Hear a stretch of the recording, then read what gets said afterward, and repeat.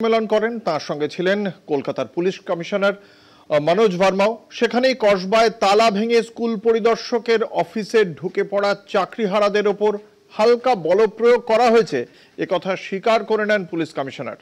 তবে পুলিশেরও অনেকে আহত হয়েছেন বলেও জানিয়েছেন তিনি। রাজ্যের মুখ্য সচিবও বলেন, সরকারি সম্পত্তি যদি ভাঙচুর হয়, পুলিশকে মারধর করা হয়, তবে আইন শৃঙ্খলার পরিস্থিতি রক্ষায় পুলিশকে তো পদক্ষেপ করতেই হবে।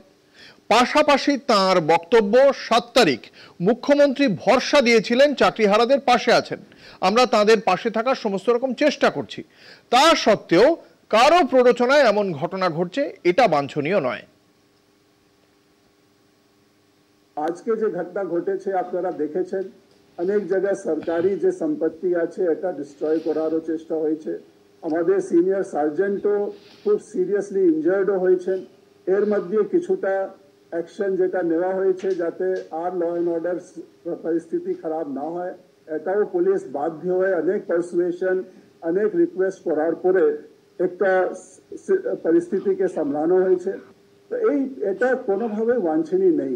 টোটাল পিকচার আমাদেরকে নিশ্চয়ই দেখতে হবে, দ্যাট ওয়াই মানে এই পুলিশ এইরকম বাদে কেন হলো, এই পিকচারটা নিশ্চয়ই দেখার দরকার আছে। তার আগের যে ফুটেজ আছে যেখানে পুলিশের উপর অ্যাসল্ট করা হলো, ওই ফুটেজটাও দেখার দরকার আছে, দ্যাট পুলিশ এইরকম অ্যাকশন নিতে কেন বাধ্য হলো। নিশ্চয়ই যে ফুটেজ দেখানো হচ্ছে যেখানে পুলিশ একজনকে লাথি মারছে, দ্যাট ইজ নট ডিজায়ারেবল। আমি নিশ্চয়ই এটা অন রেকর্ডই বলছি, দ্যাট ইজ নট ডিজায়ারেবল।